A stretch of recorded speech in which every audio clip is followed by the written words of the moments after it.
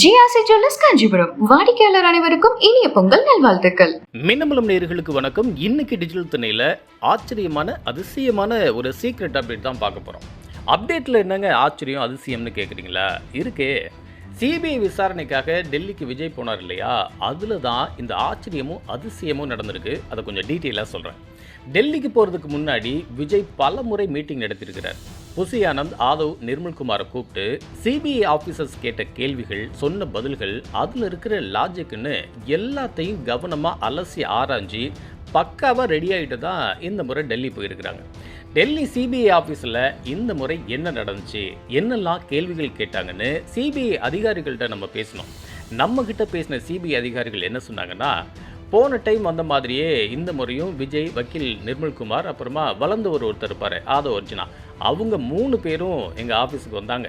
இந்த முறையும் விஜயையும் நிர்மல்குமாரை மட்டும்தான் நாங்கள் உள்ளே அனுப்பினோம். இன்னொருத்தரை, அதாவது ஆதவை ரிசப்ஷன்லேயே உட்கார வச்சிட்டோம். ஃபஸ்ட் டைம் அப்படிங்கிறதுனால போன முறை கொஞ்சம் சீரியஸாக தான் எங்களோட ஆஃபீஸர்ஸ் எல்லாமே இருந்தோம்.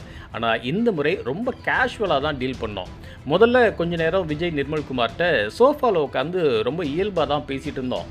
அப்புறமா விசாரணை நடந்த ரூமுக்கு விஜயை மட்டும் போக சொன்னோம். பக்கத்து அறையில் நிர்மல்குமாரை உட்கார்றதுக்கு அனுமதித்தோம். எங்கள் கொஸ்டின்ஸ் எல்லாமே இந்த டைம் ரொம்ப கேஷுவலாக தான் கேட்டோம். கரூருக்கு நீங்கள் புறப்பட்ட டைம் என்ன? நீங்கள் கூட்டத்துக்கு ஏன் லேட்டாக போனீங்க? இவ்வளவு கூட்டம் வரும்னு எதிர்பார்த்தோம், ஏன் ஏற்பாடுகளை சரியாக செய்யாமல் இருந்தீங்க? இத்தனை பேர் இறந்தது உங்களுக்கு எப்போ தெரியும்? ஏன் நீங்கள் கரூருக்கு போகாமல் சென்னைக்கு ரிட்டர்ன் ஆனீங்க? இவ்வளவு இழப்பு ஏற்பட்டிருக்கு, அதுக்கு நீங்கள் தானே பொறுப்பு? இப்படி முக்கியமான கேள்விகளை தான் கேட்டோம். சில கேள்விகளுக்கு விஜய் பதில் சொல்லாமல் இருந்தார். ஆனால் போன முறை என்ன பதில் சொன்னாரோ அதே பதிலை அச்சு பிசகாமல் இந்த முறையும் அப்படியே சொன்னார். அவ்வளவு ஞாபகம் வச்சுருந்து அப்படியே சொன்னது எங்களுக்கே கொஞ்சம் ஆச்சரியமாக தான் இருந்துச்சு சார். அப்போது கரூரில் இருந்து நாங்கள் கிளம்புறப்போ எங்களுக்கு இறப்புகளை பற்றி எதுவுமே தெரியாது. நிர்மல்குமார் தான் எஸ்பி கிட்ட பேசிகிட்டே இருந்தார். அவங்களும் ஆரம்பத்தில் இறப்பை பற்றி ஒன்றுமே சொல்லலை. அதனால தான் நான் சென்னைக்கு ரிட்டர்ன் ஆனேன் அப்படின்னு விஜய் விளக்கம் கொடுத்துருக்கிறார். 41 பேர் உயிரிழந்ததை பற்றி கேட்டப்போ அப்படியே கலங்கிட்டார் சார். அவங்க எல்லாமே எவ்வளவு எதிர்பார்ப்போடு எங்கள் கூட்டத்துக்கு வந்திருப்பாங்க. அவங்க வாழ்க்கையில் எவ்வளவு கனவுகள் இருந்திருக்கும். இத்தனை பேர் அநியாயமாக இறந்துட்டாங்களே சார். நீங்கள் நியாயமாக விசாரணை நடத்துங்க. இதில் தப்பு செஞ்சு எந்த ஒரு அதிகாரியும் விட்டு வைக்காதீங்க. அவங்கள எல்லாம் நிச்சயமாக தண்டிக்கணும்னு விஜய் எங்ககிட்ட ஆதங்கத்தோடு சொன்னார். அதுக்கு நாங்கள் எந்த பாரபட்சமே இல்லாமல் தான் அந்த விசாரணை நடத்திட்டு இருக்கோம் அப்படின்னு எங்கள் ஆஃபீஸர்ஸ் பதில் சொன்னாங்க. போன டைம் விஜய் மதிய லஞ்சு சாப்பிடாம பேக்கில் வச்சுருந்த பிஸ்கட்டை தான் சாப்பிட்டாரு. இந்த டைமும் நாங்கள் சாப்பாடு அரேஞ்ச் பண்ணவா அப்படின்னு கேட்டோம். அதுக்கு அவங்க வெளியிலேருந்தே ஆர்டர் பண்ணிக்கிட்டாங்க. இடையில் விஜய் பேரை குற்றப்பத்திரிகையில் சேர்க்குறதா டிவியில் ஃப்ளாஷ் நியூஸ் ஓடினப்போ எங்கள் மற்ற ஆஃபீஸர்ஸ் கிட்ட இப்படி ஒரு செய்தி வருதுன்னு பக்கத்தில் இருந்த நிர்மல்குமார் சொல்லிவிட்டார். விஜயும் எங்கள் ஆஃபீஸர்ஸ் கிட்ட கேட்டார். ஆனால் இப்போதைக்கு அப்படிலாம் ஒன்றும் இல்லையே அப்படின்னு நாங்கள் சொல்லிட்டோம். அதை தான் வெளியே நிர்மல்குமார் மூலமாக ப்ரெஸ் மீட்டில் விஜய் சொல்லியிருந்தார். எங்களோட விசாரணையே இந்த முறை ரொம்ப லைட்டாக தான் இருந்துச்சு. போன டைம் கூட இறுக்கமாக தான் வெளியே போனார். ஆனால் இந்த டைம் விசாரணை முடிஞ்சப்போ வெளியே இருந்த ஃபேன்ஸு, ஜேர்னலிஸ்ட் எல்லாத்தையும் பார்த்து கையை காமிச்சிட்டு தான் ரொம்ப கேஷுவலாக கிளம்புனார். இதுதான் சார் இந்த டைம் நடந்துச்சுன்னு சொல்லி முடித்தாங்க சிபிஐ அதிகாரிகள்.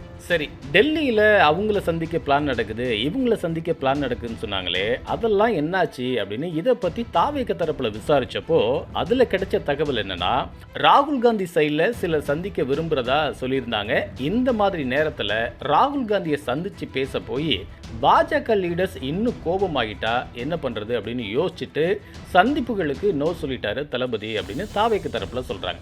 அதே நேரத்தில் நமக்கு பரிச்சயமான டெல்லி சோர்ஸ் கிட்ட நம்ம பேசினப்போ தாவேக்கு அருண்ராஜ் கிட்ட சில அதிகாரிகள் பேசி பார்த்துருக்காங்க.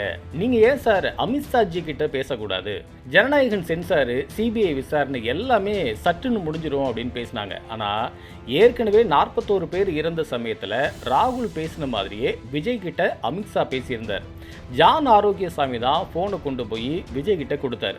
இந்த டைம் அமித்ஷாஜி கிட்ட பேசினா ஏதாவது அரசியல் ரீதியாக சிக்கல் வரும்னு ரொம்பவே விஜய் தரப்பில் யோசிக்கிறாங்க. அதுவும் திமுக கூட்டணியை விட்டு காங்கிரஸும் வர மாதிரி இல்லை. அதனால ரொம்பவே விஜய் தரப்பில் யோசிக்கிறாங்க சார்னு சொல்கிறாங்க. இதனால நமக்கு வர சந்தேகம் என்னன்னா, காங்கிரஸும் கூட்டணிக்கு வரல, பிஜேபியும் சகட்டு மேனிக்கு நெருக்கடி கொடுக்குது. சரி, விஜய்க்கு இப்போ இருக்கிற ஆப்ஷன் தான் என்ன? இந்த ஆப்ஷனை பற்றி அரசியல் வட்டாரங்களை நம்ம விசாரித்தப்போ அவங்க சொல்கிறது என்னென்னா, அதிமுக பாஜக கூட்டணிக்கு தாவேகவை கூப்பிட்றாங்க. டெபுட்டி சிஎம் போஸ்ட்டு, கணிசமான தொகுதிகள், தேர்தல் செலவுன்னு எல்லாத்தையும் பார்த்துக்கிறதா சொல்லியிருக்கிறாங்க. அதனால அங்கே போகலாம், இது ஒரு ஆப்ஷன். இன்னொன்று, கொள்கை எதிரி, அரசியல் எதிரின்னு பாஜக, திமுக ரெண்டையும் சமமாக எதிர்க்கிறது. எத்தனை கட்சிகள் வருதோ அவங்கள எல்லாத்தையும் கூட்டணியில் சேர்த்துக்கிறது. ஏன்னா கரூர் சம்பவம், ஜனநாயகன் பிரச்சனை, சிபிஐ விசாரணைன்னு அடுத்தடுத்த நிகழ்வுகள் எல்லாமே விஜய் மேலையும் தாவேக மேலையும் ரொம்பவே அனுதாபத்தை ஏற்படுத்தியிருக்குன்னு ஆலு அர்ஜுனா டீம் எடுத்திருக்கிற ஒரு சர்வே ரிப்போர்ட்டில் சொல்லுதான். அப்படி தனித்து களமிறங்கி அடித்தா திமுகவுக்கு கடுமையான போட்டியை தர முடியும், நாம் நிச்சயமாக ஜெயிக்க முடியும் அப்படின்னு நினைக்கிற தாவேக லீடர்ஸோட விருப்பம் தான் அந்த ரெண்டாவது ஆப்ஷன். இந்த ரெண்டுமே இல்லைன்னா இந்த டைம் எலெக்ஷனையே புறக்கணிச்சுட்டு போகிறது, அதாவது தேர்தல் புறக்கணிப்பு அப்படின்னு முடிவெடுத்துட்டு அதுக்கு கரூர் உயிரிழப்பு மாதிரி ஏதாவது காரணத்தை சொல்கிறது, இல்லைன்னா திமுக பாஜக மேலே பழி போடுறதுன்னு ஏதாவது ஒன்று சொல்லலாம். இந்த 3 ஆப்ஷனில் தனிச்சு போட்டிக்கிட்டு ஒரு கை பார்ப்போங்கிற அந்த செகண்ட் ஆப்ஷனில் தான் விஜய் உறுதியாக இருக்காரா? சரி, விஜய் தனிச்சே போட்டின்னு செகண்ட் ஆப்ஷனில் இருக்கிற மாதிரி தேமுதிக என்ன ஆப்ஷனில் இருக்குன்னு விசாரிக்கிறப்ப தான் எல்லாம் அந்த +1 மேட்ருக்கு தாங்க வெயிட்டிங்னு நம்ம காதில் அதிகமாக விழுந்துச்சு. அது என்னங்க +1 மேட்ரு அப்படின்னு விசாரித்ததில் கிடைச்ச அப்டேட் என்னென்னா, தமிழ்நாட்டில் இருக்கிற எல்லா அரசியல் கட்சிகளும் இப்போது தொகுதி பங்கீட்டு பேச்சுவார்த்தையில் பிஸியாக இருக்காங்க இல்லையா? அதில் எல்லாரும் இந்த +1ன்னு சொல்லப்படுற ராஜ்யசபா சீட்டுக்கு தான் அதிகமாக அடி போட்டுட்ருக்காங்களாம். அப்படியா? எந்தெந்த கட்சியெல்லாம் அந்த +1க்கு அடி போடுறாங்கன்னு விசாரித்ததில் திமுக, அதிமுக 2 கட்சிகள்கிட்ட பேசிகிட்டு இருக்கு தேமுதிக. இதில் அதிமுக சைடில் எஸ்பி வேலுமணி தான் தேமுதிக பிரேமலதா கிட்ட சீரியஸாக பேசிகிட்டு இருக்காருன்னு நம்ம ஏற்கனவே சொல்லியிருந்தோம். இதில் அடுத்த கட்டமாக 10+1+ மத்திய இணையமைச்சர் பதவின்னு தேமுதிக ஒரு டிமாண்டை வச்சுருக்கான். இதை பற்றி அதிமுக தரப்பில் நம்ம விசாரித்தப்போ, எங்கள் கூட்டணிக்கு தேமுதிக வரணும்னு தான் நாங்கள் பேச்சுவார்த்தை நடத்துகிறோம், ஆனால் இப்போவும் அவங்க ராஜ்யசபா சீட்டில் தான் குறியாக இருக்கிறாங்க. 10 சட்டமன்ற தொகுதி, ஒரு ராஜ்யசபா சீட்டு, ஒரு மத்திய இணையமைச்சர் பதவி கொடுங்கன்னு எங்ககிட்ட கேட்டாங்க.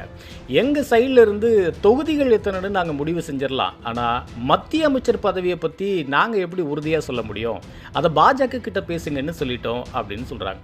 இதை கிராஸ் செக் பண்ணுறதுக்காக விஜயகாந்த் குடும்பத்துக்கு நெருக்கமானவங்கள்ட்ட நம்ம பேசினப்போ, அதிமுக எங்களுக்கு போன டைம் ராஜ்யசபா சீட் தராமல் ஏமாத்திடுச்சு, இப்போ அது எங்களுக்கு கௌரவ பிரச்சனை, எங்களுக்கும் செல்வாக்கு இருக்குது, அதை நாங்கள் ப்ரூவ் பண்ணியிருக்கிறோம், சாம்பிளுக்கு கடலூர் மாநாட்டுக்கு வந்த கூட்டத்தை பார்த்தீங்கல்ல, அதனால தான் மத்திய இணையமைச்சர் பதவியும் கேட்குறோன்னு சொல்கிறாங்க.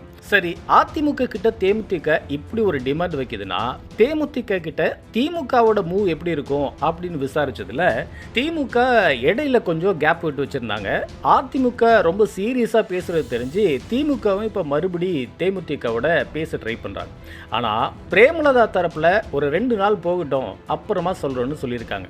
அது என்ன 2 நாள் கணக்குன்னு கூட்டி கழிச்சு பார்த்தா வேற ஒன்றும் இல்லையா, பியூஷ் கோயல் சென்னையில் முகாமிட்டு பேச்சுவார்த்தை நடத்த போகிறார் இல்லையா, அந்த பேச்சுவார்த்தையோட முடிவை தெரிஞ்சுக்கிட்டு திமுகவுக்கு தகவல் சொல்லுமா தேமுதிக.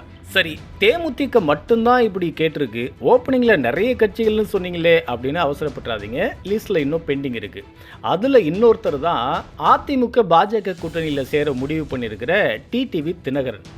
அமமுகவுக்கு 8 தொகுதிகள், ஒரு ராஜ்யசபா சீட் கேட்குறாராம் தினகரன். ஆனால் அமமுகவுக்கு 6 சீட்டு கொடுத்தாலே போதும்னு நினைக்குதான் பாஜக. அடுத்ததா ஏற்கனவே அதிமுக கூட்டணியில் அன்புமணி பாமகவும் ராஜ்யசபா சீட் கேட்டுருந்துச்சு இல்லையா, அதனால அன்புமணிக்கு 18+1 ராஜ்யசபா சீட் தரலான்னு யோசனையில் இருக்கான். மொத்தத்தில் இந்த தேர்தல் களம் +1 சீட்டை சுற்றியே தான் இப்போதைக்கு நகர்ந்துட்டு இருக்கு. ஜிஆர்சி ஜுவல்லர்ஸ் காஞ்சிபுரம் வாடிக்கையாளர் அனைவருக்கும் இனிய பொங்கல் நல்வாழ்த்துக்கள். மின்னம்பலம்.com தமிழின் முதல் மொபைல் பத்திரிகை.